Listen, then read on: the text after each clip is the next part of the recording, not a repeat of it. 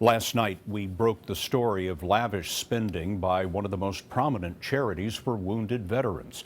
Financial records show that compared to similar charities, the Wounded Warrior Project spends a far smaller share of what it takes in on the vets themselves. Well, tonight we have more of our investigation by Chip Reid and producer Jennifer Janish. The nation's most prominent veterans charity is facing criticism from more than 40 former employees about how it spends the more than $800 million it's raised in the past 6 years. We asked Mark Owens, a former director of tax-exempt organizations at the IRS, to review the Wounded Warrior Project's tax documents. What was your biggest concern in reading these forms? That I couldn't tell the number of people that were assisted. I thought that was truly unusual. If the organization is asking for money and spending money, purportedly spending money to assist veterans, I'd like to know. Wounded Warrior Project says 80% of their money is spent on programs for veterans. That's because they include some promotional items, direct response advertising, and shipping and postage costs. Take that out, and the figures look more like what charity Watchdogs say, that only 54 to 60% of donations go to help wounded service members. The CEO has said that fundraising should and can be included in the programs and services.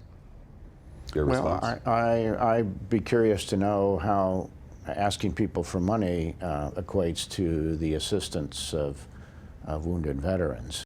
Stephen Nardizzi has been CEO since 2009. In 2014, he was paid nearly $500,000. That's in line with similar-sized charities. But many former employees told us they thought it was too much. Nardizzi defended his salary to our Norfolk affiliate last April. My salary is less than 0.1% of the donations that come in.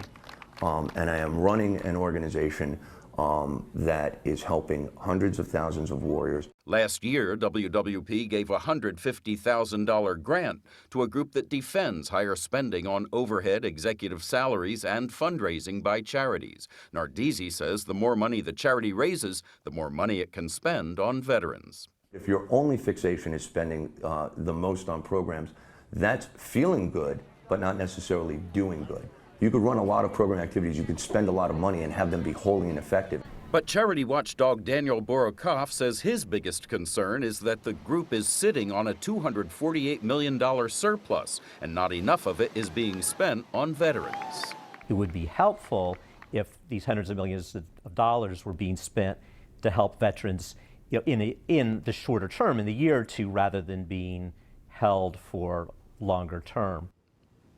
Wounded Warrior Project told us it is committing $100 million to a new mental health care initiative, and they hope to raise another $500 million for long-term care for severely wounded veterans. But Scott, it could be years before most of that money makes an impact on the lives of wounded service members. Chip Reid with our CBS News investigation. Chip, thanks very much.